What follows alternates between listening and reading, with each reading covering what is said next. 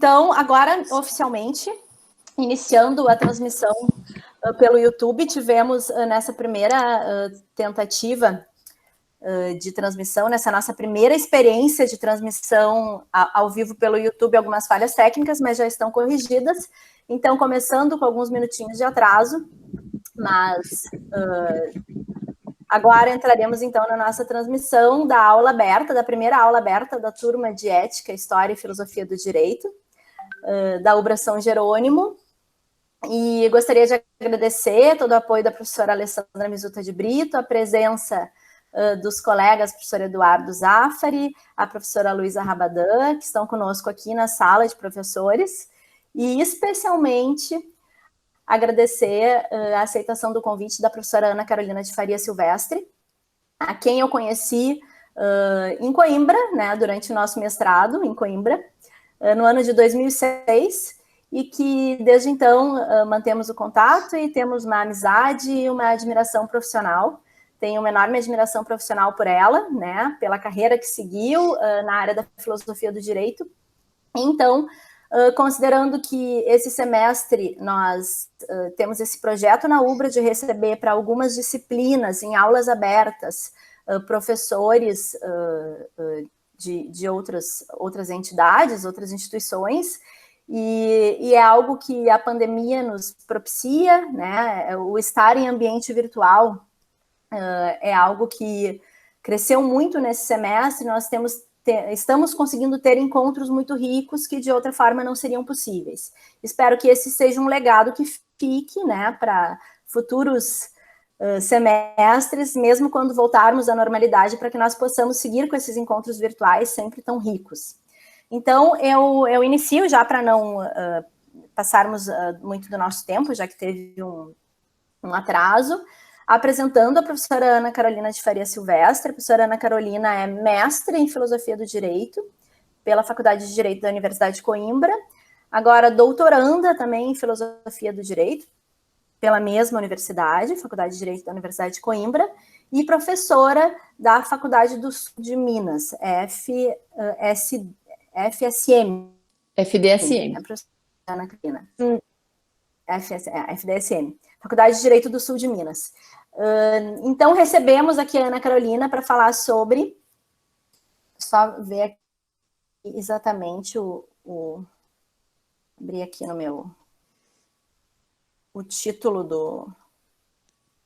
do tema. Dentro da nossa disciplina, a educação do desejo na teoria moral aristotélica e suas repercussões para se pensar a justiça na contemporaneidade. Estamos, então, dentro da disciplina de Ética e Filosofia do Direito, Ética, História e Filosofia do Direito, dentro do subitem a ideia de justiça, ética e o direito na antiguidade. Para os alunos que estão presentes, eu postei, então, em uma atividade semipresencial, 2 atividades que foram, inclusive, sugeridas pela nossa palestrante, que foi assistir ao filme Divertidamente, né, um desenho animado, e ler o capítulo 6 do Ética Nicômaco. Então, espero que vocês tenham cumprido as minhas atividades para poder extrair ao máximo da professora Ana Carolina. Pessoal, por favor, fiquem à vontade para fazer perguntas pelo chat do YouTube, que elas serão transmitidas para a nossa palestrante. E agora, passo a palavra para a nossa convidada de honra para fazer a sua apresentação. Obrigada mais uma vez, Ana Carolina. Imagina, Helena, eu que me sinto super feliz pelo convite, por estar aqui com vocês virtualmente. Então, olha que coisa rica, né? Foi o que a gente estava comentando. É claro que a pandemia em si, né, por si só, ela não é boa, ela é ruim, muitas pessoas estão sofrendo, mas realmente, né, o legado que fica para a gente, né, exatamente o que você disse, né, fazer aí de muitos limões uma limonada. Então, o que fica para a gente realmente eu não sei vocês, mas eu, pessoalmente, eu também sou coordenadora da extensão, e me sentia muitas vezes assim, até eu tinha vergonha mesmo de fazer um convite para uma atividade online, eu achava que poderia parecer menos honroso esse convite, e a gente quebrou esses paradigmas todos e, na verdade, hoje a gente percebe que é muito luminoso, né, essa possibilidade de estar aqui em Minas Gerais, e eu estou no Rio Grande do Sul, participando desse evento, né, dessa primeira experiência com vocês. Então, eu acho que realmente espero que fique. Estou à disposição, já me coloco à disposição de vocês para outros encontros e também gostaria muito de recebê-los aqui para a gente também, né, FDSM, fazer eventos, né? Então é essa troca acadêmica, essa possibilidade de conversar sobre coisas que nos ocupam aí a mente, né? É muito, muito rico, realmente. Eu agradeço muito essa possibilidade, agradeço muito o seu convite, Helena.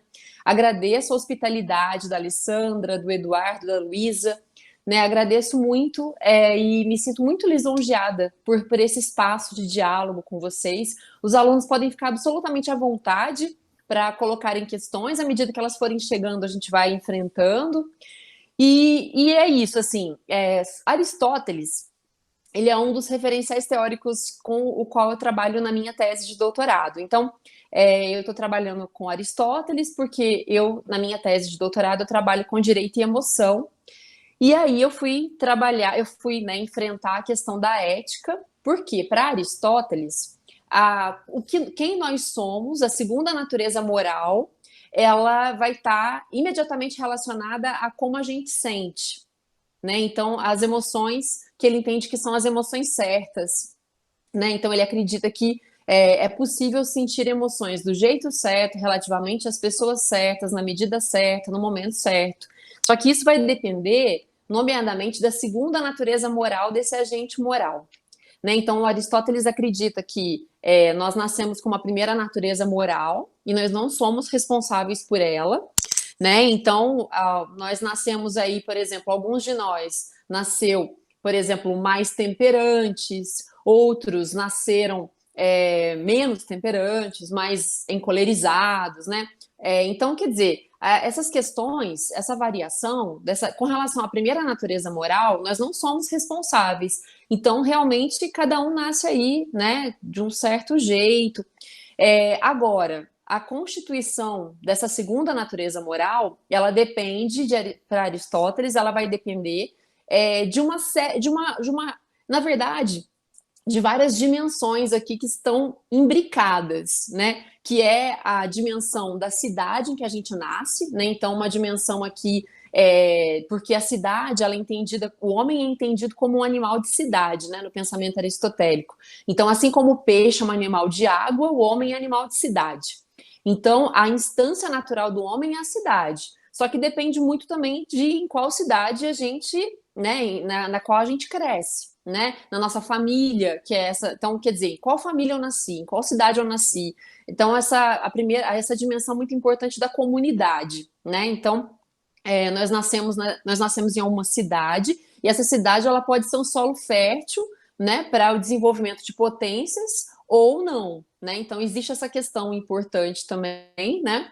Então existe uma dimensão que é a dimensão que depois pensadores neo-aristotélicos, como por exemplo MacIntyre, vão falar, né, dessa dimensão do histórico, né? Então a dimensão é a dimensão do histórico, né? A dimensão, o que ele fala de contexto, né? Então é a dimensão do contexto, esse script, né? Então nós somos autores da nossa história, mas ao mesmo tempo os papéis já estão definidos a priori, né? Então, quer dizer, você escolhe, mas você, quando toma uma decisão na esfera daquilo que é, mas poderia ser de outra maneira, essa decisão, ela não é uma decisão completamente, porque nós somos herdeiros, né, de um existencialismo sartreano, de herdeiros de Nietzsche. Então, muitas vezes a gente pensa a partir do que o MacIntyre chama de uma tradição liberal individualista.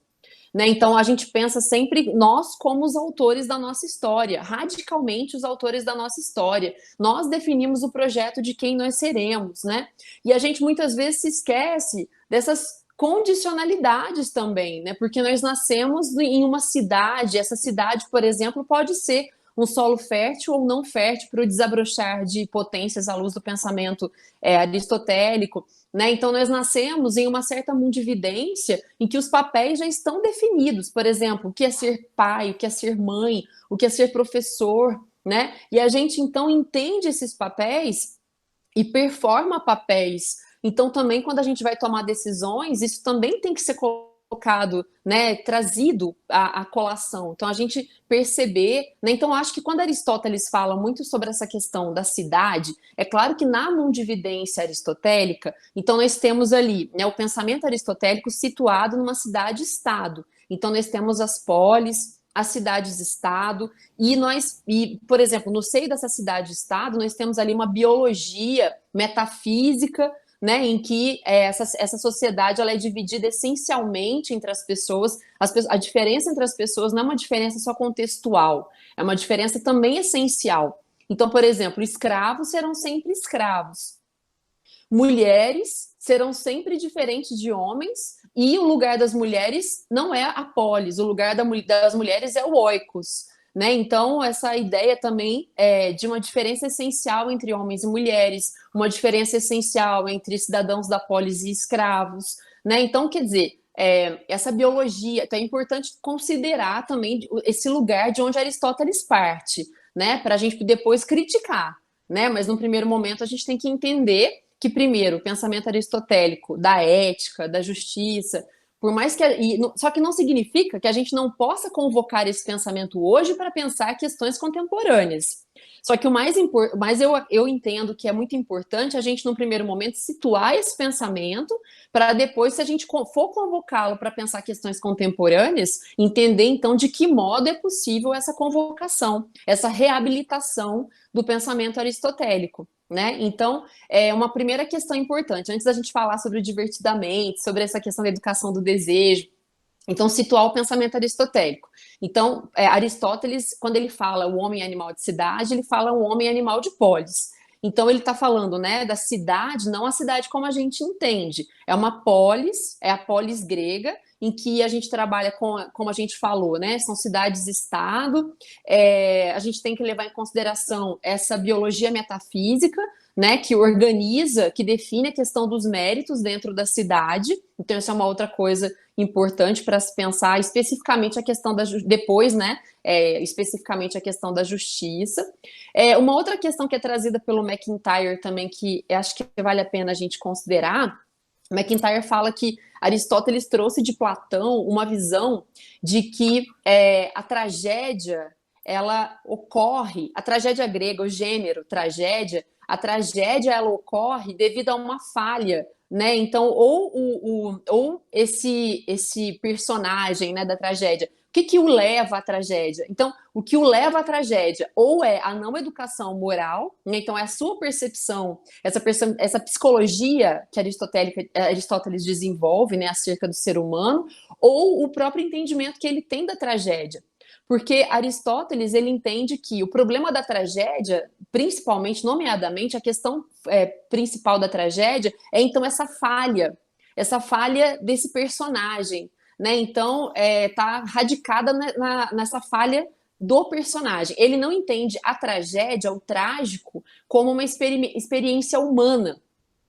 Né? Então, quer dizer, será que a tragédia da nossa vida, ou as tragédias, né, eventualmente aí, das quais a gente faz parte, seja de modo como autor ou coadjuvante, será que isso sempre ocorre devido a uma falha? Ou será que, como o MacIntyre fala aqui, né, que nessa narrativa da nossa vida e da vida comunitária, a gente tem que levar em consideração duas dimensões importantes. Uma é a previsibilidade, é a teleologia, outra é a imprevisibilidade. Porque a pandemia não estava no script de ninguém, né? A pandemia é o imprevisível. A pandemia é aquilo que a gente não controla. Né? Então, eu tinha planos para esse ano que não incluíam nada do que eu estou fazendo, por acaso. Né? Então, eu tinha planejado no primeiro semestre, eu iria para um congresso em Denver. Eu só vou receber essa passagem aérea, vai saber Deus quando esse reembolso, né? Porque é isso, cancelou, e aí, enfim, as companhias aéreas também, caos, né? Então, vai saber Deus quando eu vou receber esse reembolso. E eu não fui para Denver. Né? O ano que vem, estava planejando um congresso IVR que vai ser, ou não sei se vai ser ou vai ser adiado, que seria na Romênia. Eu queria viajar para a Romênia, eu estava feliz da vida que eu ia viajar para a Romênia. E agora, já não sei se eu viajo para a Romênia, porque a gente está numa pandemia e ninguém sabe por quanto tempo ela vai durar. A gente não sabe nem por quanto tempo nós estaremos imunizados quando sair a vacina, que ninguém sabe também quando vai sair. Então, é a vida da gente. Existe, né, aí no seio da mundividência aristotélica, a tomada de decisão do homem também não é uma tomada de decisão que pressupõe um agente moral completamente livre. Primeiro, devido à dimensão da cidade que a gente já trouxe aqui. E outra questão é a dimensão, essa cidade construída à volta de uma certa ideia de bem para o homem.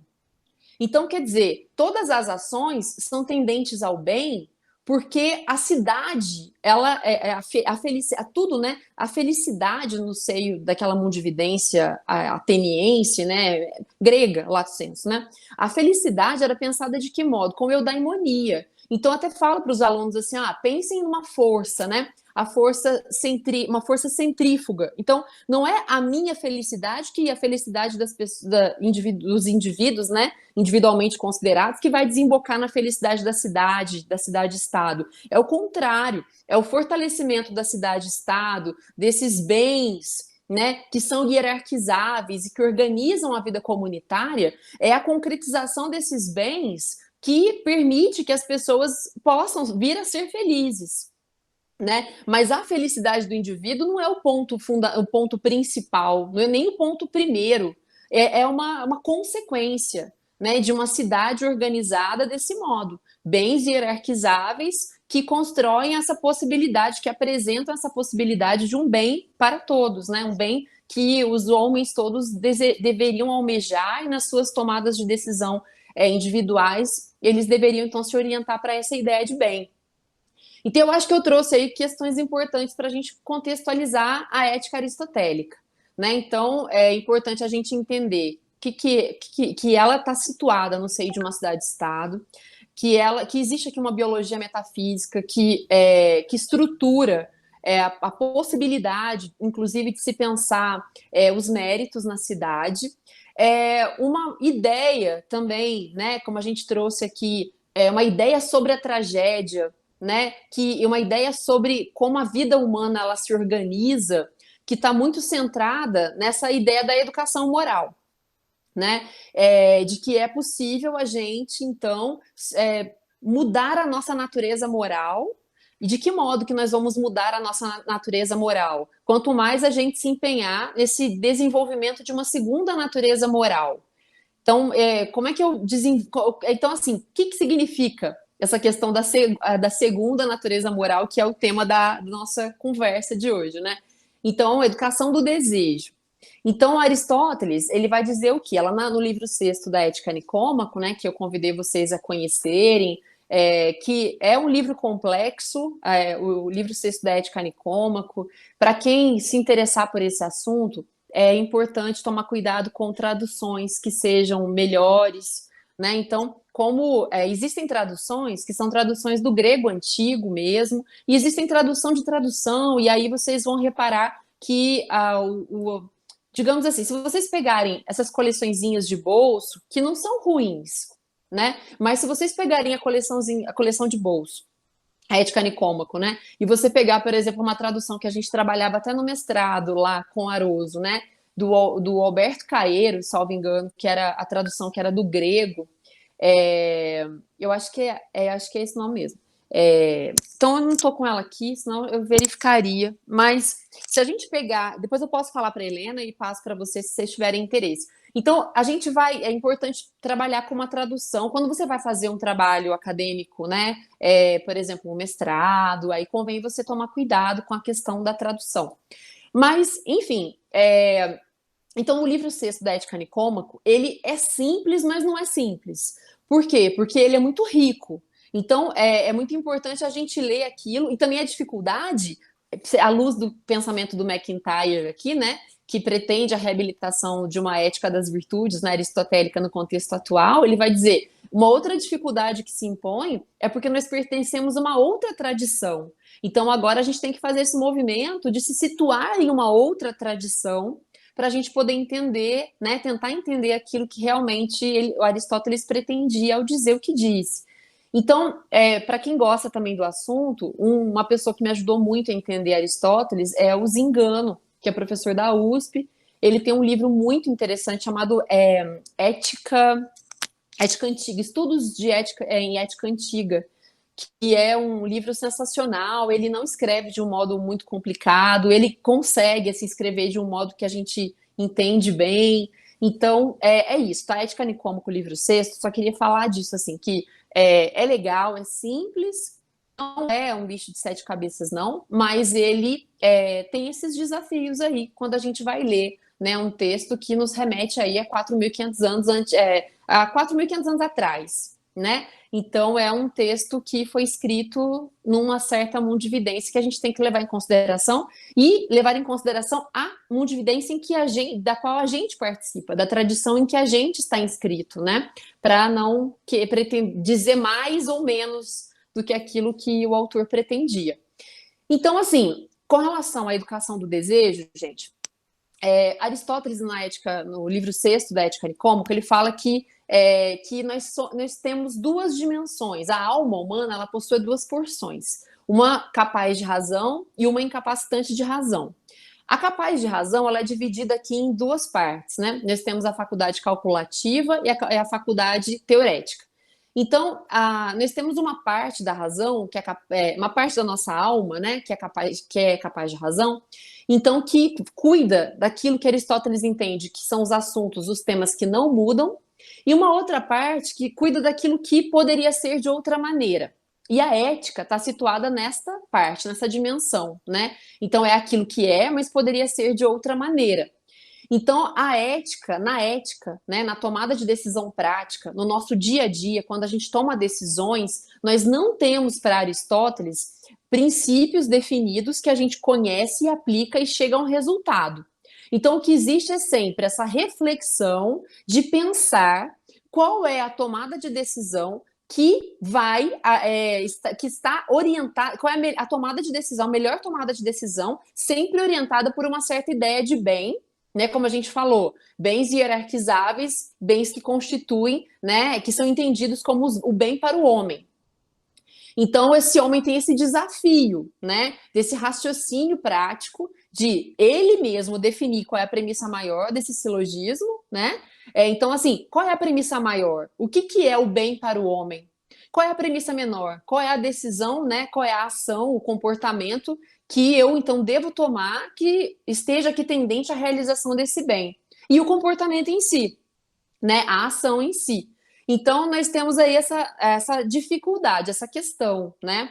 De definir tudo isso, tá? Então, o agente moral, nós todos, agentes morais, nós estamos aí às voltas com isso o tempo todo, imersos nessa necessidade de tomar decisões, porque não tomar decisões também é tomar uma decisão, e a questão também da rapidez, porque a gente não tem todo o tempo do mundo para decidir.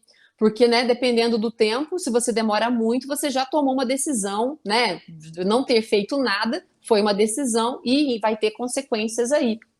E aí ele vai dizer o quê? Que nessa outra parte da razão, que é incapacitante de razão, né? Nós temos uma parte que é capaz de ouvir os clamores da razão. Então nós temos o quê? As emoções, elas são capazes de ouvir os clamores da razão, elas não são racionais. Tem até um texto da Martha Nussbaum em que ela chama ela fala de emoções racionais. Nesse livro chamado Poetic Justice, ela fala de as emoções racionais. E ela fala que ela parte muito de Aristóteles, mas falar de emoção racional já não é aristotélico, né? Porque Aristóteles entende que as emoções não são racionais, mas elas são capazes de ouvir os clamores da razão e de serem educadas, né? Então, nesse processo de diálogo entre as nossas partes, e a gente sempre vai se ver, né, às voltas com as nossas partes, e não tem como a gente delegar esse trabalho para ninguém, né? Porque o trabalho do agente moral de tomar uma decisão só compete mesmo, só cabe ao agente moral. Por isso que eu falei do divertidamente. Então, assim, vocês veem que naquele desenhinho são as partes, né? Então, nós temos ali várias emoções, né? Que estão ali o tempo todo dialogando e elas têm que ceder, né? E tem que haver ali um diálogo, porque a tomada de decisão, ela é sempre ali nessa tomada de decisão, uma vai preponderar, né, ou não. E Aristóteles também fala na retórica, principalmente, sobre essa questão de que existe uma ação que está relacionada aí a um certo script da emoção, né? Então, uma tendência a agir de um certo modo quando aquela emoção conduz à tomada de decisão, né? Então, assim, nós temos esse diálogo, nós estamos aí às voltas com as nossas partes. Agora, então, né, com a pandemia, tem até uns memes, assim, engraçados, né, do pessoal falando assim, professor falando, gente, vocês estão aí, pode abrir a câmera, fulana? E aí ela tá na piscina, né, com uma máscara facial, comendo um morango lá, e agora, como é que eu abro a câmera? Então, quer dizer, a gente continua tendo que tomar uma série de decisões, né? Como eu tomo, ó, eu vou assistir a aula ou não vou assistir? Bom, então tá bom, eu vou participar, eu vou realmente anotar, eu vou realmente tentar aqui, né, extrair dessa aula o máximo possível, ou eu vou ficar lá, né, meio que, tô aqui tomando um sol na piscina, a aula entra como, né, quase um burburinho, assim, um som ambiente, né? Então, a gente toma decisão o tempo todo. Decisões que poderiam ser, que são de um certo modo e poderiam ser de outro modo. E aí, é isso, né? As nossas partes estão aí. Eu tenho um exemplo, Helena, eu não posso contar o santo, eu vou contar o milagre. Tem um exemplo que isso aconteceu lá em Coimbra. O que aconteceu? Uma menina chegou pra gente e falou assim: conta, meu namorado, ele tinha uma ex dele, ele tinha uma amizade com essa ex, eu odiava essa amizade. Aí o que eu fiz? Ó, então ela tem um dilema moral, né? Ela tá contando sobre um dilema moral. Ela falou assim: o que eu fiz? Eu cheguei numa festa, na frente dele, eu cumprimentei a menina, fui muito querida, sabe? Fui uma gracinha. Saí. Aí depois, olha, ó, então assim, ó, que ela tinha? Vamos pensar com Aristóteles. Ela tinha um problema, né? O problema que era a amizade do namorado com a ex. Então, ó, as partes estavam ali nesse diálogo intenso, né? Então, quer dizer, então assim, ó, Aristóteles vai dizer que quem coloca o fim para a ação são as emoções. E a razão, ela vai buscar os meios para atingir o fim, colocado pela emoção, tá? Então, assim, só que nesse diálogo, a razão ela pode tomar a frente, tá? Só que não é uma questão da razão falar, fica quietinha aí, quem manda sou eu. Não, existe um diálogo. E neste diálogo entre meios e fins, pode ser que a razão feche essa no frigir dos ovos, né? Que ela coloque o ponto final ali. E ela me contando essa história, né? Então hoje eu fico pensando, eu sempre trago esse exemplo que eu acho interessante. Então ela, assim, ó, fim da ação foi colocado por quem? Pela emoção. Então, no caso, o ciúme, né? Um ciúme aqui. E aí, o que a razão ficou matutando? Nos meios para atingir o fim. Né? Então, ó, eu quero o quê? Acabar com essa amizade, né, entre o meu namorado e a ex. E aí, o que ela fez? Ela chegou na festa, cumprimentou na frente do ex. Depois, ela falou que ela saiu, deixou o ex em algum lugar, voltou na frente da menina e maltratou a menina e saiu. Voltou lá para junto do ex, do atual, do namorado, né? E aí o que aconteceu? A menina, a ex-namorada, foi lá tirar satisfação com ela. Falou assim: poxa, mas por que você fez aquilo e tal? Aí ela chegou pro namorado e falou: imagina, eu tratei ela tão bem. Nossa, você viu, eu tratei mal, porque você estava junto comigo.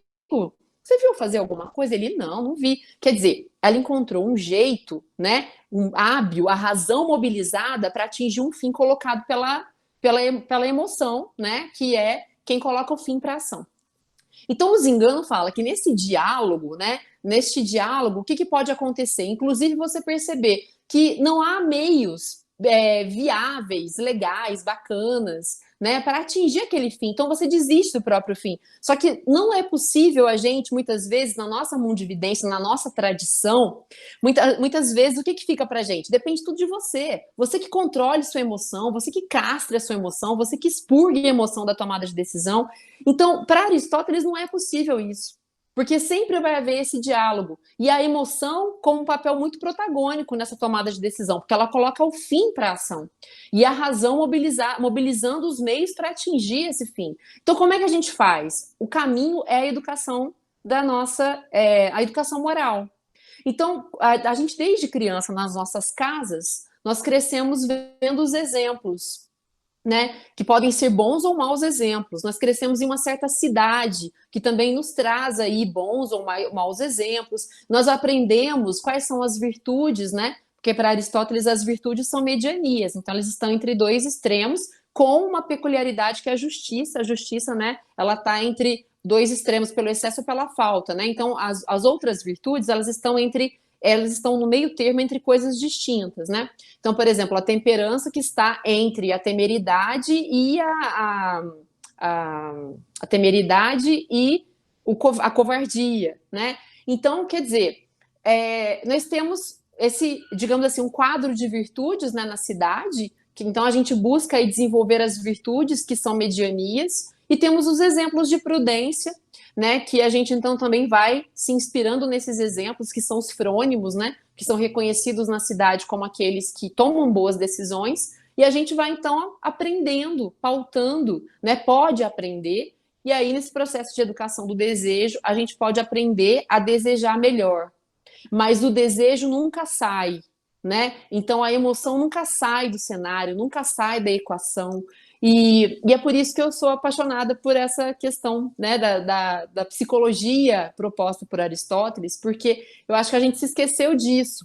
A gente muitas vezes entende, no direito também, é muito comum a gente ouvir falar assim: o juiz tem que colocar suas emoções de lado para decidir. Melhor seria se ele não tivesse emoções. Mas se ele tiver, que coloque de lado para decidir. Então, que raio é isso, né? De colocar de lado para decidir? Ele deixa de ser ser humano? O juiz vira juiz e deixa de ser ser humano? Porque ser humano não coloca emoção de lado para decidir, né?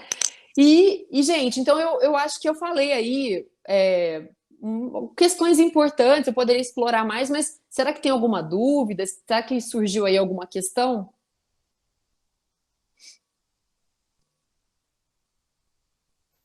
Ana, muito obrigada. Espetacular, simplesmente espetacular. Estou extasiada, né? E Aristóteles é espetacular. A tua explicação de Aristóteles foi espetacular.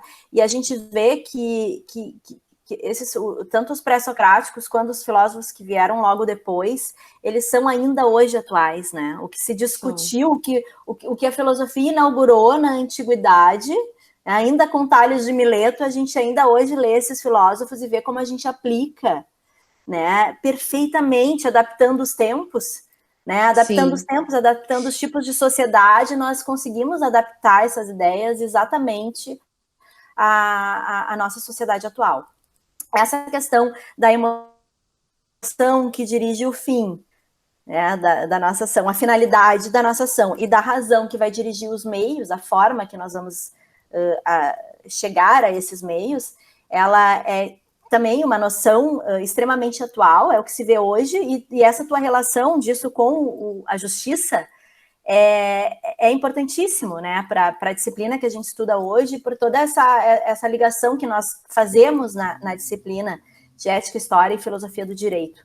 Né, e eu gostaria, a gente está vendo aqui se os alunos têm alguma questão, mas para iniciar, para dar início a essas questões, eu gostaria que tu explorasse um pouquinho mais essa questão da justiça em Aristóteles. Como que a virtude da justiça se diferencia um pouco das demais virtudes, porque todas elas estão entre extremos, e a virtude da justiça, todas elas são, como tu bem falaste, um mediano, né, entre extremos, né? A virtude está no equilíbrio, a justiça não, né? A justiça, ou é justo ou é injusto, né? Nós não temos... Então, gostaria que tu explorasses um pouquinho mais, e também convidar o professor Eduardo Zaffari, que pode acrescentar muito a nossa discussão, para acrescentar também algumas questões. Então, Helena, com relação à questão da justiça, existem questões que não são passíveis de mediania. Então, por exemplo, no pensamento aristotélico, a traição, ela não é passível de mediania, não existe traição boa, toda traição é ruim, né? Então, quer dizer, não é tudo que é passível de mediania, isso é importante.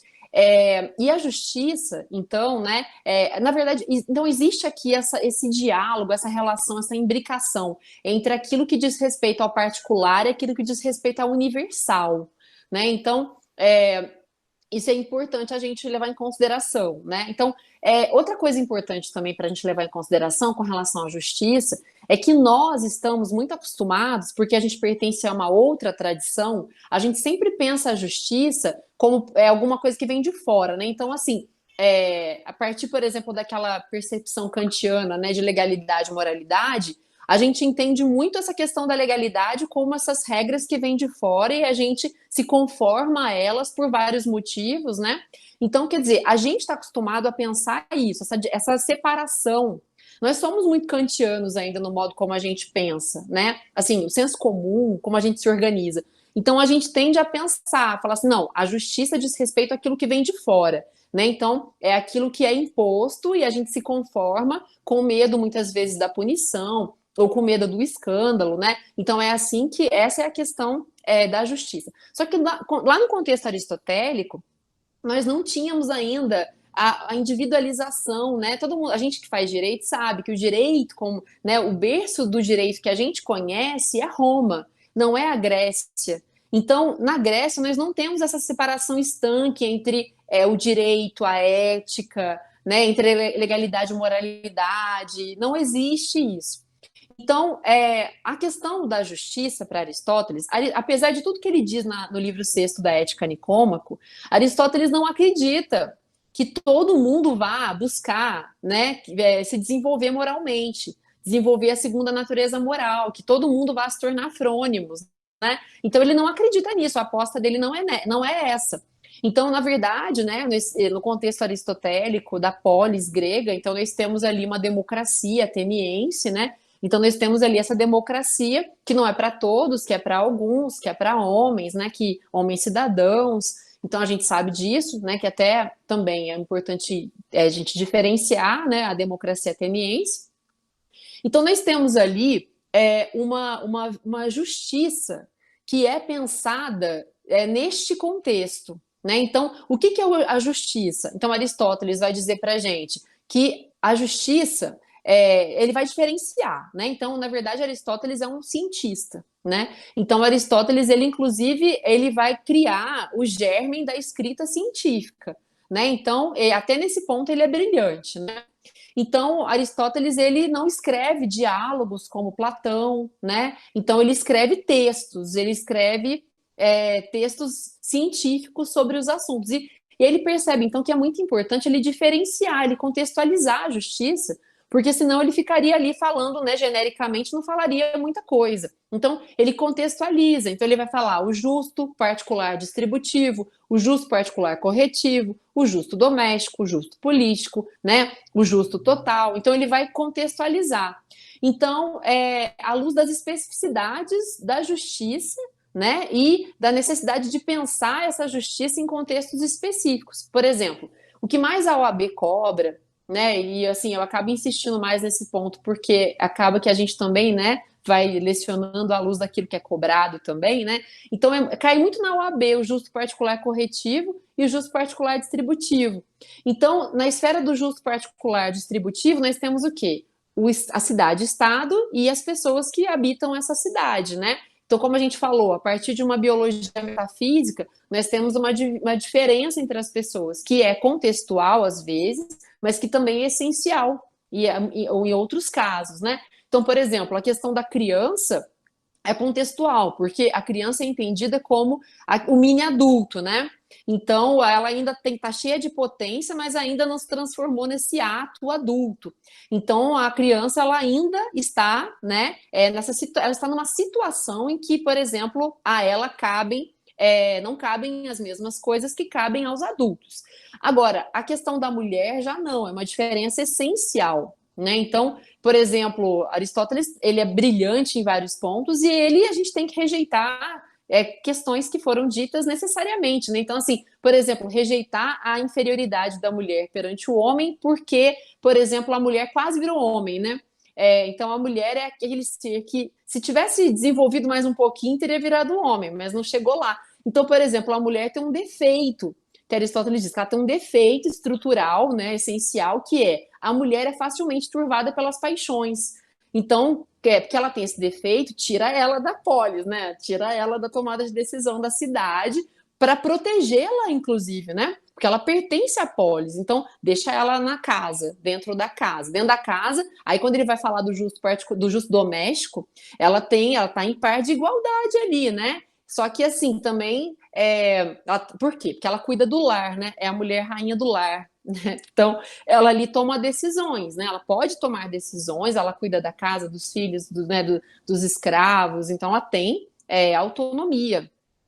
Então, assim, sabe, isso é importante pensar sobre a justiça. Então, a justiça, então Aristóteles fala, bom, se nós temos uma sociedade, né, a partir dessa biologia metafísica, em que nós temos diferenças essenciais entre as pessoas, quando eu vou dividir bens, direitos, deveres e obrigações, porque qual é o conceito de justiça? Dar a cada um o que lhe é devido na medida da sua igualdade ou desigualdade, de acordo com o mérito. E como é que eu vou medir o mérito? Eu vou medir o mérito aí a partir dessa biologia metafísica. Então, que já define lugares, que já, né, nos coloca em papéis que a gente não pode mudar, que não só a gente performa, né, tem que performar, mas não existe a possibilidade de mudança. Então, são scripts definidos, né? Então, é assim que a gente pensa, por exemplo, a questão de quando o Estado vai dividir bens, direitos, obrigações, honras. Então, ele tem essa ideia que para a gente funciona muito bem ainda, dar a cada um o que lhe é devido na medida da sua desigualdade, só que a gente tem que recusar veementemente essa biologia metafísica aristotélica, né? Para pensar hoje, a gente pensar o quê? Quando eu falo de mérito, eu estou escolhendo o critério que, então, atribui ou retira, né, este mérito que eu elegi, né, na divisão, na construção de uma certa sociedade, né, e de uma certa comunidade, de uma certa comunitas. Então, é outra experiência. Mas, então, outra questão importante, né, que cai bastante na OAB, é o justo particular corretivo.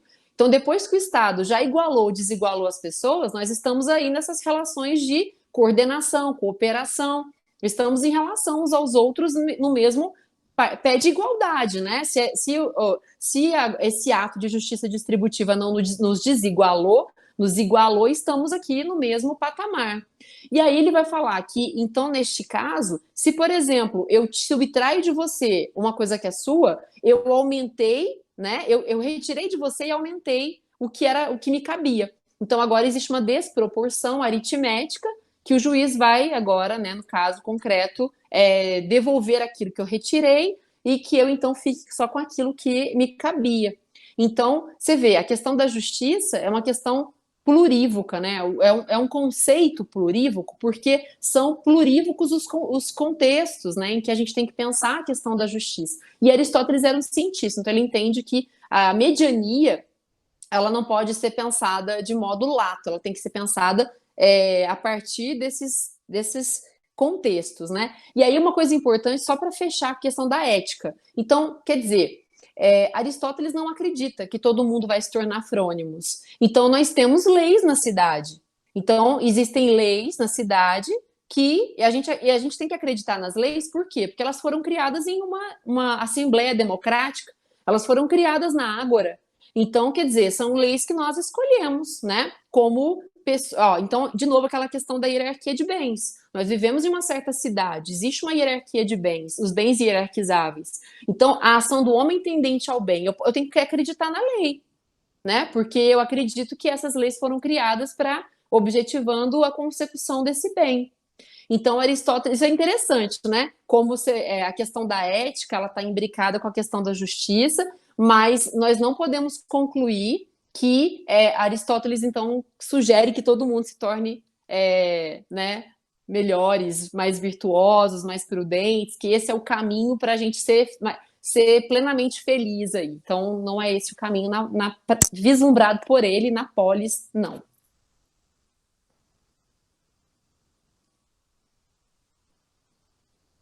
Helena, seu microfone. Aí, desculpa, abre teu microfone, Helena. Não, que é extremamente atual essa questão, né? A forma como Aristóteles vê, né? O equilíbrio e a necessidade do equilíbrio na polis grega. É claro que é importante que a gente sempre faça essa transposição, entenda um pouco, e por isso que a gente acrescenta nessa nossa disciplina história, né? Ética, história e filosofia do direito, sempre tentando entender o contexto, mas, claro, com ressalva da questão das mulheres, né? Que hoje não é intransponível, simplesmente intransponível, a sociedade está totalmente diferente, mas é uma forma também da gente entender como esse preconceito, né, que hoje a gente chama de preconceito, que na época era exatamente aceitável e era os locais, né, mas para a gente transpor isso e entender como isso ainda hoje tem os seus reflexos, né, Ana? Também está muito eloquente ainda. Professor Eduardo, abriu o microfone. Não, fantástica a tua fala, professora Ana. Assim, eu sou um apaixonado por Aristóteles porque eu entendo que poucas pessoas ao longo da história foram tão iluminadas quanto Aristóteles. Então, o teu referencial teórico a partir de Aristóteles, de minha parte, é perfeito, é maravilhoso. Né? Eu te questiono, na verdade não como um questionamento, mas eu pergunto qual é a tua visão e como tu enfrentas uma questão que é a seguinte, e eu concordo com o teu lugar de fala. Nós temos aqui um filósofo gaúcho, professor da Unicinos, que escreveu um livro chamado As Encruzilhadas do Humanismo, Castor Bartolomé Ruiz, que ele fala que nós estamos condenados a decidir, estamos condenados à prática ética, ou seja, a ética como prática, nós somos condenados a ela. E que bacana, isso é o bonito da vida, né? O problema é que nós tivemos, mesmo a partir do livre-arbítrio, né, de Agostinho, em que ele enfrenta não apenas a questão da existência de Deus, mas a voluntas, a vontade, né, o livre-arbítrio, né, nós tivemos durante uma boa parte do medievo a discussão sobre os modais, né? Para o aluno que está nos acompanhando, é aquela história do necessário, do contingente e do possível, né? Em que se tira a vontade perde significado a partir dessa discussão.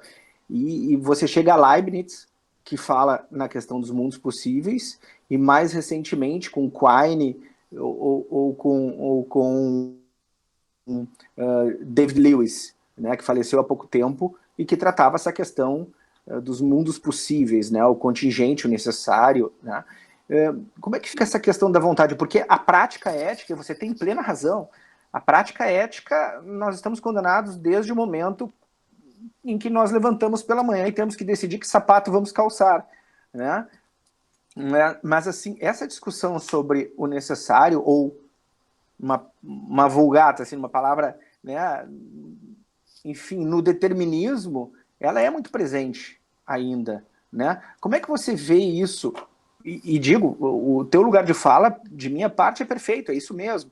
Agora, existe essa corrente do determinismo, ou seja, do realismo modal, em que diz, olha, nós estamos condenados a certas realidades.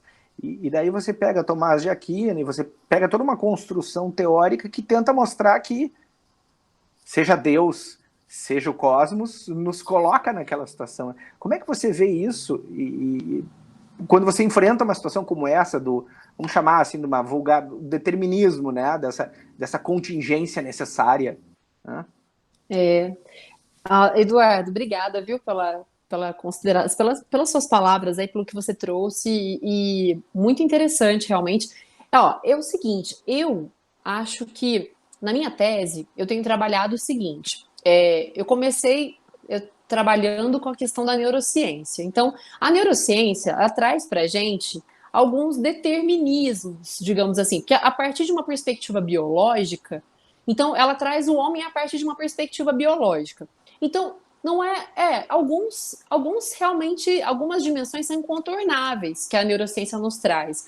Então, por exemplo, nós temos ali, a neurociência, por exemplo, ela corrobora muito Aristóteles. Eu entendo, assim, Antônio Damasio, por exemplo, corrobora em vários momentos questões que foram trazidas por Aristóteles, como, por exemplo, ele traz um caso muito famoso na literatura médica. Ele não teve acesso. O Antônio Damasio é um neurocientista português, né? E ele, então, ele não teve acesso a esse paciente. É um caso conhecido nos anais da medicina. E aí ele conta, a história do Phineas Cage é a seguinte história. É um homem que ele trabalhava em uma mina, ele trabalhava com explosivos, né, construindo estradas de ferro. E ele, então, era aquele que fazia as bombas, né? Então ele coordenava esse trabalho e ele fazia as bombas. E um dia ele acabou se equivocando e o projétil de metal, né, que era detonado, ele atravessou, entrou pelo queixo e saiu no topo do crânio. E foi curioso porque houve esse acidente, mas ele ficou desacordado, mas depois logo depois do acidente, ele continuava sabendo o nome dele, ele continuava sabendo o que ele fazia, e foi curioso porque ele teve uma infecção muito forte, mas ele superou essa infecção e ele continuava sabendo realizar o trabalho dele, mas ele aparentemente tinha perdido uma coisa que o incapacitou para a vida, para tomar boas decisões na esfera privada e o incapacitou para a vida, então, em comunidade, que era a capacidade de se emocionar.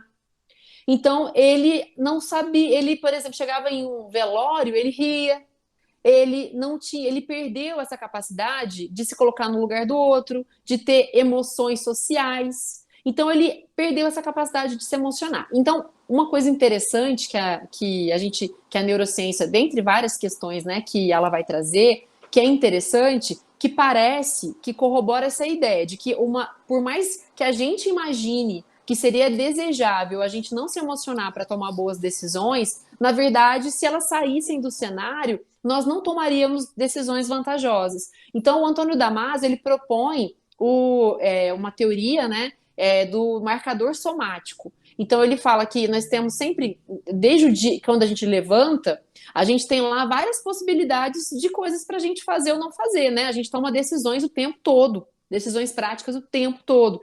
Só que existem, então, cenários, né? Então, assim, eu vou levantar, vou fazer o quê? Eu vou ficar aqui, vou levantar. Então, existem várias possibilidades, né? Vários cenários ali possíveis. E o Antônio Damasio diz o seguinte, que uma emoção, as emoções, elas marcam esses cenários e, então, elas ajudam a gente a tomar decisões. Então, uma primeira questão que eu acho que a neurociência nos traz, ela nos traz alguns condicionamentos. Elas explicam para a gente, por exemplo, a neurociência traz para a gente alguns contributos sobre, por exemplo, questões que são da ordem do biológico e que são que nos constituem e que são talvez limites, né? Então, assim, eu acho que a gente tem limites. Por outro lado, esses estudos também, a gente percebe, o próprio Damasio fala, que o biológico e o cultural, eles estão aqui necessariamente interligados, imbricados, né? Então, não é possível pensar só o biológico sem o cultural. Então, por exemplo, nós nascemos em uma... vamos falar, por exemplo, existem umas pesquisadoras que trabalham com sociologia da emoção, que tem um livro que chama, acho que é The Sociological Perspective of Emotions, alguma coisa assim, eu não tenho certeza sobre o título, mas são pesquisadoras suecas chamadas Blix e Wettergren. Então elas falam muito também sobre a questão do contexto. Então nós estamos também condicionados, foi o que a gente falou aqui, né, antes. Então o juiz, ele aprende o que é ser juiz. E quando ele, então, passa num concurso, ele vai ter que se adequar àquele papel que está construído para ele. Então, olha que interessante, aí eu acho bacana trazer o McIntyre. Então, os papéis não foram criados por nós, né? A biologia não foi criada por nós. Nós temos um cérebro que, a partir do momento que ele foi conformado como ele está hoje, ele coloca limites. E é assim que a gente tem a nossa experiência no mundo, né? A partir dessa conformação. Então, existem limites? Existem. Então, os papéis foram criados por outra pessoa que não eu. Eu aprendi o papel. Mas existe também uma liberdade no que o McIntyre chama de narrativa encenada, em que nós somos personagens e nós somos coautores. Por que coautores? Porque nós estamos em relação com outras histórias, outras narrativas. Né? Então, nós criamos a nossa narrativa, mas a nossa narrativa está ao lado de outras narrativas. E muitas vezes a gente é questionado sobre a nossa narrativa. Alguém chega e fala, por que você fez isso? Aí você fala, eu fiz isso por isso. E é assim que a gente vai construindo narrativas mais inteligíveis, né? E elas vão se articulando. Então, assim, eu vejo desse modo, e talvez, claro, que devido aos referenciais teóricos que eu acessei, né? Então, eu tendo a não limitar, não reduzir o humano a uma dimensão determinista.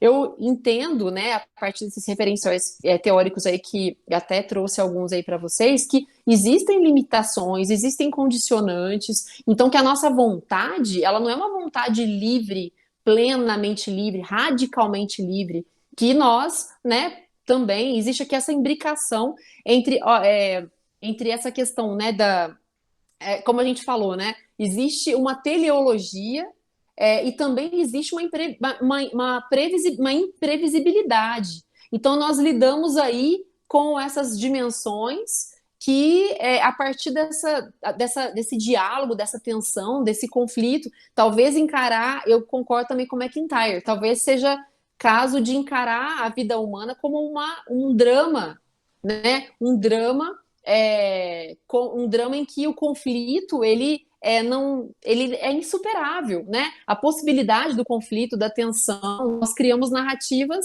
e são narrativas dramáticas, né? E em que muitas vezes eu tenho que lidar com o imprevisível, tenho que lidar com a fatalidade, mas eu também posso planejar, porque, por exemplo, existe um telos para mim como indivíduo, porque eu tenho crenças, eu tenho intenções de curto e médio prazo, né? Eu tenho contexto também, mas é neste cenário que eu tomo decisões, né? E as minhas decisões, elas estão aí orientadas por esse telos, que também não tem como separar o telos individual de um telos coletivo, né? Então, eu tendo a nos enxergar assim como animais de cidade, e essas narrativas estão ligadas, interligadas necessariamente. Então, nós somos livres? Somos, mas plenamente livres, né? E não vejo também. Agora, existe um determinismo, eu nasci para cumprir um certo papel e é só isso? Bom, se a gente estivesse falando de uma biologia metafísica aristotélica, tudo bem, né? Aí eu nasci mulher e meu lugar é lá dentro da casa mesmo, e acabou.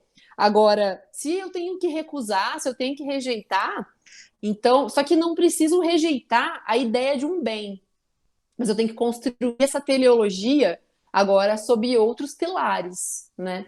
Então eu penso assim, mas eu concordo, assim, é tudo baseado em filosofia. A conclusão a que eu chego tudo depende dos referenciais teóricos com os quais você trabalha, né? E esses são os meus. Obrigada, professora Ana. Feito. Dardo, gostaria de fazer alguma observação? Maravilhoso, esse é perfeito, né? E a professora Ana, maravilhosa a palestra dela, e realmente esse determinismo ou o realismo modal, ele nos coloca desafios que ignoram muitas vezes o ser, né? O ser que nos diferencia do ethos, né? Daquela pedra, daquele animal que não tem uma vontade ou a prática da escolha, né? Então, concordo com a tua fala, é perfeita, é isso aí mesmo. Aristotélicos se entendem. Isso. Estamos recebendo aqui muitos elogios. A Débora falou, por isso que eu expliquei para o meu filho de 15 anos que tinha que levar a sério as aulas de filosofia. Os filósofos não nos acompanham à toa ao longo dos séculos. É verdade. Eu acho que é riquíssimo. Para mim, filosofia entra como uma espécie de terapia, muitas vezes, porque você entende os seus processos. Você fala, tudo bem, então essas vozes vão estar aqui sempre, esse diálogo é insuperável, vamos a ele.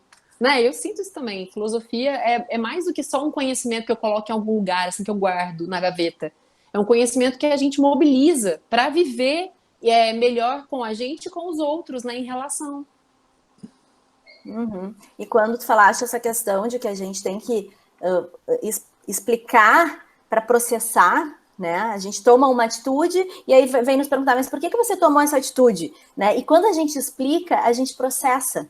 Né? E nós mesmos passamos a entender por que nós tomamos essa atitude. Verdade. Então eu faço uma relação nisso, porque que às vezes a gente tem que conversar com um juiz para pedir agora indo para a parte do direito, para pedir ir ao gabinete do juiz, por exemplo, pedir uma reconsideração de uma decisão, expor os nossos fundamentos, talvez quando o juiz verbalize aquilo que no nosso direito é tão escrito, né? A gente tem essa questão muito do direito romano-germânico de ser tudo escrito, posto, né? Muito diferente do direito da common law, que é aquele direito mais falado, mais verbalizado. Me parece quantas vezes eu fui conversar com o juiz e eu ouvi ele falando, e no momento que ele verbalizou, ele se deu conta. É verdade, por que eu tomei essa decisão? Né? Por que eu agi dessa forma? Então, essa questão do diálogo e da gente se entender, quando a gente processa os nossos mecanismos e que a filosofia nos ajuda, é interessantíssima. Então, é por isso, por exemplo, que é impossível a gente falar, na minha perspectiva, assim, não, a gente vai criar um computador aqui, um software que vai dar a sentença. Quer dizer, eu não consigo imaginar um mundo de evidência em que as pessoas não dialogam, em que não existe essa construção narrativa, né? Olha que rico, o juiz se ouve, ele percebe, ele pode mudar a decisão dele. Eu percebo dessa forma. Eu acho que quando a pessoa processa, quando ela repete, e cada vez que ela repete, cada vez que ela pensa, cada vez que ela explica as atitudes, ela acaba podendo tentar se entender e mesmo se reinventar. É verdade. Há um teólogo canadense, já falecido, claro, chamado Bernard Lonergan, que ele explora num livro maravilhoso chamado Insights, da construção do diálogo ou da construção da troca de razão, né? Através da junção de elementos disformes, falando em termos agora de processo, que as partes vão trazendo ao processo para que haja a construção daquela narrativa final. Então, a troca, a construção, ela é uma obra conjunta, né? E a filosofia, ela possibilita, ela cria uma condição de possibilidade de você buscar o fundamento disso. Então, me parece que as ciências, em geral, quando começam a questionar os seus fundamentos, elas vão beber na filosofia, elas vão buscar na filosofia um caminho para poder entender, né, qual é o seu fundamento. É verdade. E é fundamental, porque senão até o próprio sentido, né? E muitas vezes, como um momento de crise como o nosso, a própria ciência ela tem que pensar para que ela existe, né? Ela tem que tomar decisões com relação aos caminhos, o que ela é hoje, para que ela seja capaz de se transformar em alguma coisa, de conduzindo esse seu processo de construção para se tornar alguma outra coisa. Então é sensacional. Se a própria ciência não para avaliar onde ela está, onde ela quer chegar, ela vai simplesmente, ela pode ser cooptada por outras intenções, inclusive, né? Ideológicas, inclusive. Exatamente. Né? Mas econômicas, né? Sim. Então, assim, a gente do direito mesmo, muitas vezes, a gente precisa chamar a atenção do aluno para isso, porque o direito ele é diferente de outro, ele tem uma outra história diferente de outras ciências, ele tem uma história diferente, ele tem uma intenção diferente. Então, mesmo quando as disciplinas estão dialogando, muitas vezes elas não estão partindo do mesmo lugar e nem com as mesmas intenções. Então, é muito importante a gente ter essa consciência. E a fixação de premissas, né? Quando a gente vai tratar de um assunto, né? Em que âmbito que a gente está tratando? Se a gente vai tratar com mais emoção, com mais razão, né? E quais são os referenciais que a gente está tratando? Isso me parece, e eu sempre falo isso quando a gente... aquelas discussões polarizadas que a gente tem hoje em dia, né? Já vem de alguns anos... vamos fixar premissas, né? A gente está falando sobre que âmbito? A gente está falando sobre o âmbito, sobre o olhar do jurista, a gente está falando sobre o olhar do leigo, a gente está falando... Porque me parece que assim o discurso fica melhor construído. Com certeza, e é a possibilidade da gente, inclusive, construir narrativas em que as pessoas se ouvem, né? Em que realmente existe aqui uma intenção de superar, assim, porque muitas vezes a gente quer ganhar uma discussão, a gente não está muito interessado, por exemplo, em buscar aquilo que poderia ser o bem para o homem, né? Então, é realmente importantíssimo estabelecer premissas, né? Pensar em quais são os bens, esses bens aí internos, né? Quais são os bens que... Vamos hierarquizar bens, pensar em quais deveriam ser assumidos como mais importantes, naquele contexto, pelo menos, né? Mais fundamentais, porque é isso, né? No fundo, é uma escolha por um certo tipo de comunidade em que a gente vive e que a gente está construindo, né? Então, sair dessa Exatamente. coisa do individual, de ganhar essa discussão, pensar por exemplo, em que comunidade estamos construindo conjuntamente. E voltando a Aristóteles, que dizia que não são os bens individuais, né, que geram, na verdade, é o bem da cidade que gera o bem de todos. A gente parte de fora para dentro e não de dentro para fora, né? Que é a grande Exatamente. dificuldade que nós temos hoje, eu acredito, no mundo atual. É muito interessante. Tem uma colega minha de Portugal que chama Cidália Lopes, ela trabalha com tributo, e é muito interessante. Um dia eu estava lendo um livro dela que se chama Quanto Custa Pagar Impostos em Portugal.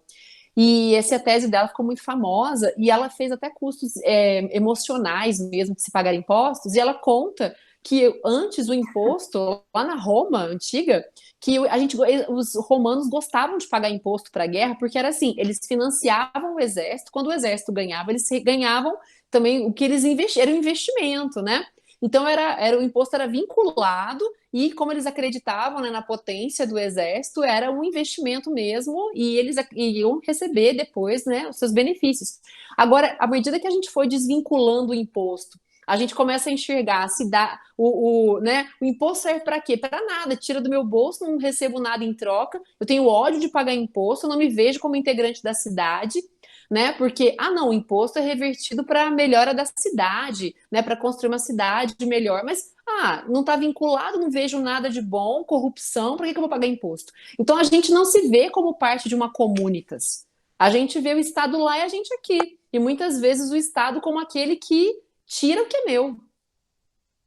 Professora Ana, isso é tão sintomático que disse que, na verdade, um dos motivos disso, a diferença daquele romano que pagava o tributo com prazer, né, do atual, é o advento do cristianismo ou da religião única, porque foi justamente, ou um dos motivos, o cristianismo leva não apenas ao pacifismo daquele que já era muitas vezes um estrangeiro em Roma, mas também a sua perda de identificação com a polis. Ou seja, o cristão ele passa a ser um cidadão do mundo, não mais vinculado à cidade-estado ou a Roma, mas sim a um Deus único. E tanto é que a cidade de Deus foi escrita, né, e a teoria da guerra justa como uma tentativa de justificação para que Roma não fosse a bancarrota. E acabou indo, na verdade. Uhum. Né? Mas, assim, o cristianismo foi um dos pilares que leva à perda de identificação do homem com a polis, ou do romano com Roma. Né? E, claro, a teoria da guerra justa acaba levando, infelizmente, mais tarde, ao desenvolvimento das cruzadas. Né? Mas, assim, se perde esse momento, essa identificação do homem com a polis, ou a ideia de você estar inserido num contexto, né? E Sensacional. viramos ligados a Deus, ao mundo, né? A gente perde aquele referencial. Sim. E essa ideia também eu acho que também essa identificação, essa espera por aquilo que vai se realizar num outro plano, né? Então, essa vida é transitória, esse lugar aqui não é não é aqui aonde eu pertenço, né? Eu pertenço a outro lugar. Então, realmente vai criando aí uma ideia de não pertencimento, né? De eu e essa construção, eu e o outro, eu e a cidade, e não essa unidade, né? Exatamente. A escolástica teve que fazer um esforço, a escolástica teve que fazer um esforço absurdo para incluir a bondade em Deus, porque o Deus falhou aqui, o Deus grego não se importava com o homem, apenas o Deus cristão, né, o Deus cristão que foi introduzido nele a ideia de bonum, né? Porque a metafísica aristotélica, o primeiro motor imóvel, não se importa com o homem, ele não tem nenhum interesse no homem, nós somos muito, né? A cristianização de Aristóteles é que leva à introdução, um dos motivos que leva à introdução do bonum, né? Do Deus que se importa com o homem, né? Exatamente. Os deuses só garantiam a ordem no mundo grego. Sim, era outro contexto, totalmente. Mas, assim, essa nossa discussão comprovou, discussão espontânea, comprovou como a filosofia é importante nos dias atuais. E a professora Ana Carolina trouxe isso de uma forma brilhante. Inclusive, os alunos estão dizendo aqui que foi uma palestra reflexiva, que já gostavam de filosofia, passaram a gostar mais, que entenderam tudo com a professora Ana Carolina, o que é um grande mérito. Entender, felicidade! Conseguir passar aqui a questão da filosofia e com que as pessoas entendam e trazer a nossa realidade é um grande mérito. Agradeço mais uma vez, Ana, a tua disponibilidade e fico muito emocionada com a tua emoção ao expor o teu tema de estudo, né, a tua paixão pelos teus referenciais teóricos, porque isso demonstra e, inclusive, traz aos nossos alunos um exemplo de empolgação com o estudo e com a pesquisa. E é isso que a gente busca e a gente procura buscar cada vez mais, né? Nós que somos professores apaixonados pela academia, por essa questão de passar conhecimento, de conseguir dialogar. Quando a gente vê uma professora assim tão apaixonada pelo que faz, pelo que escreve, pelo que estuda, isso é um grande exemplo para nós. E a próxima vez, eu até esqueci de comentar, professor Eduardo, a professora Ana Carolina é uma excelente cantora. Além de ter todo esse conhecimento, ela é espetacular. Ela é assim, ó, páreo duro com a Elis Regina. Assim, nossa, imagina, gente! A próxima vez ela vem participar do nosso fechamento de semestre com um violãozinho. Nossa, olha, gente, eu não toco nada, mas eu tenho certeza de que a gente vai encontrar aí uma alma caridosa que vai tocar e eu vou cantar, tá combinado já. Combinado, tá? Combinado, não vamos perder isso. Então tá. Ana, mais uma vez, muito obrigada. Quero agradecer a intervenção fantástica e sempre muito qualificada do professor Eduardo na nossa aula. Agradecer aos nossos alunos e aos demais ouvintes que estão presentes até agora conosco. E dizer que foi uma noite de gala, realmente, uma sexta-feira importante para o nosso curso de Direito. E, professora Ana, quero contar contigo de novo esse semestre, como nós falamos, mais para o final do curso. E vamos organizar mais um evento, daí com o violãozinho e a voz, ao final. Tá bom. Gente, eu queria muito agradecer vocês, porque eu falei para Helena, a academia é um espaço em que, muitas vezes, a gente se sente sozinho, né? Ainda mais na pandemia. Eu fiquei tão feliz porque ter a possibilidade de partilhar isso com vocês, de ouvir vocês, né? Eduardo, obrigada demais, viu, pela partilha. Helena, muito obrigada, não só pelo convite, mas pelo diálogo. Que é isso, né? O que nós somos aí, os pesquisadores são, se a gente não pode partilhar o que a gente... o que para a gente é tão caro e a gente se dedica tantas horas, né, para este nosso estudo. Então, para mim, é uma felicidade. Eu agradeço os alunos, fico feliz que vocês tenham entendido. Se não entenderam, se surgiu alguma questão, a Helena me encaminha, eu respondo, e a gente continua estabelecendo aí o nosso diálogo. E foi um prazer enorme. Certo. E eu vou finalizar aqui com uma frase da nossa aluna Edsânia Rodrigues, que acabou de postar aqui no YouTube, e ela fala o seguinte: confesso que a minha emoção me dizia que eu não queria assistir essa palestra em uma sexta-noite, mas a minha razão me trouxe até aqui, e foi brilhante, agradeço. Olha, confia, a sua emoção está sendo educada e a sua razão, ela preponderou. Obrigada. Boa noite. Boa noite a todos. Bom final de semana a todos. Bom fim de semana.